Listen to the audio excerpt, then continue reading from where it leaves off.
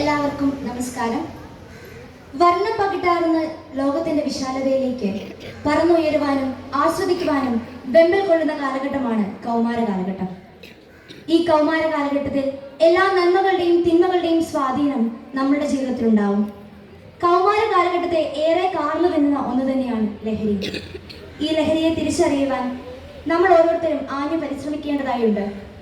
ലഹരി പല വിധത്തിൽ നമ്മുടെ ഇടയിലേക്ക് കടന്നു വരാറുണ്ട്.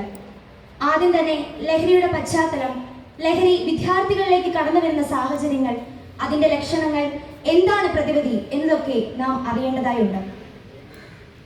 ഞങ്ങളുടെ ടീം ലൂക്കൻസ് ഇതാ നിങ്ങൾക്ക് മുമ്പിൽ അവതരിപ്പിക്കട്ടെ ലഹരി എന്ന വിപത്ത്. കേരളത്തിലെ ലഹരി പശ്ചാത്തലം. ഇന്ത്യയിൽ ലഹരി ഉപഭോഗത്തിന്റെ 2ാം സ്ഥാനമുള്ള നഗരം നമ്മുടെ കൊച്ചിയാണ്. ലഹരി ഉപയോഗം ഫാഷനായും വീരപരിവേഷത്തോടെയും കാണുന്ന ചെറുപ്പക്കാരുടെ എണ്ണം വർദ്ധിച്ചു വരുന്നു. നാർക്കോട്ടിക് കൺട്രോൾ ബ്യൂറോ കേരളത്തിൽ നടത്തിയ പഠനങ്ങൾ അനുസരിച്ച് ലഹരി ദുരുപയോഗത്തിൽ 288% വർധനവ്. ഗേറ്റ്വേ ലഹരി പദാർത്ഥങ്ങൾ എന്നറിയപ്പെടുന്ന മദ്യം, സിഗരറ്റ്, പാൻ മസാല തുടങ്ങിയവ നമ്മുടെ കുട്ടികൾ ഉപയോഗിച്ചു വരുന്ന പ്രായപരിധി 16 മുതൽ 18 വയസ്സായിരുന്നെങ്കിൽ ഇപ്പോൾ അത് 8 മുതൽ 10 വയസ്സായി കുറഞ്ഞിരിക്കുന്നു. അടുത്ത കാലം വരെ വ്യാപകമായി ഉപയോഗിച്ചിരുന്ന കഞ്ചാവ് ഇപ്പോൾ MDMA, LSD, ഹെറോയിൻ തുടങ്ങിയ മാരക രാസപദാർത്ഥങ്ങൾക്ക് വഴിമാറുന്നതായി ആണ് റിപ്പോർട്ട്.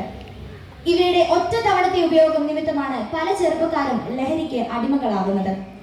വിദ്യാർത്ഥികളിലേക്ക് ലഹരി വഴുതി വീഴുന്ന സാഹചര്യങ്ങൾ. തമാശയ്ക്ക് വേണ്ടിയായിരിക്കും ലഹരി ആദ്യം അവർ ഉപയോഗിച്ചു തുടങ്ങുക. സുഹൃത്തുക്കളുടെ നിർബന്ധം മൂലം, അനുകരണം, എന്താണെന്ന് അറിയാനുള്ള ആഗ്രഹം, ദോഷവശങ്ങളെ കുറിച്ച് വ്യക്തമായ തിരിച്ചറിവില്ലായ്മ, ഉപയോഗിച്ചാൽ കിട്ടിയേക്കാവുന്ന ദോഷവശങ്ങൾ ചിന്തിക്കാതെ കിട്ടിയേക്കാവുന്ന ഫലങ്ങളെ കുറിച്ചുള്ള മിഥ്യാധാരണ. ലക്ഷണങ്ങൾ: ചുരുങ്ങിയ കൃഷ്ണമണികൾ, ഭാരക്കുറവ്, ശരീരത്തിലെ പോറലുകൾ, പാടുകൾ, ഉറക്കം, ഭക്ഷണമില്ലായ്മ, ആത്മനിന്ദ, ആത്മവിശ്വാസക്കുറവ്, മടി, ക്ഷീണം, രോക്ഷം, വിഷാദം, സ്വയം ഉപദ്രവിക്കൽ, ആക്രമം, മോഷണം, കുറ്റകൃത്യങ്ങൾ എന്നിവയാണ്. എന്താണ് പ്രതിവിധി? വ്യക്തിയുടെ പ്രവൃത്തികൾ എന്തൊക്കെയാണെന്നും കൂടുതൽ സമയം ചെലവഴിക്കുന്നത് എങ്ങനെയാണെന്നും ശ്രദ്ധിക്കുക. ശക്തമായ ഒരു ആത്മബന്ധം ലഹരിയിൽ നിന്ന് വ്യക്തിയെ പിന്തിരിപ്പിക്കാൻ സഹായിക്കും. കൗൺസിലിങ്ങോ ആരോഗ്യ പ്രവർത്തകരെയോ ബന്ധപ്പെടാവുന്നതാണ്. വ്യക്തിയുമായി ശാന്തമായി സംസാരിക്കുക. ലഹരിയിൽ തുടക്കം മരണത്തിൽ ഒടുക്കം. വിശുദ്ധ ഗ്രന്ഥത്തിൽ ഇപ്രകാരം പറയുന്നു: വീഞ്ഞ് പരിഹാസകനും മദ്യം കലഹക്കാരനുമാണ്, അവയ്ക്ക് അടിമപ്പെടുന്നവന് വിവേകമില്ല. ലഹരിയിൽ തുടങ്ങി മരണത്തിൽ ഒടുങ്ങേണ്ടതല്ല നമ്മുടെ ഓരോരുത്തരുടെയും ജീവിതം.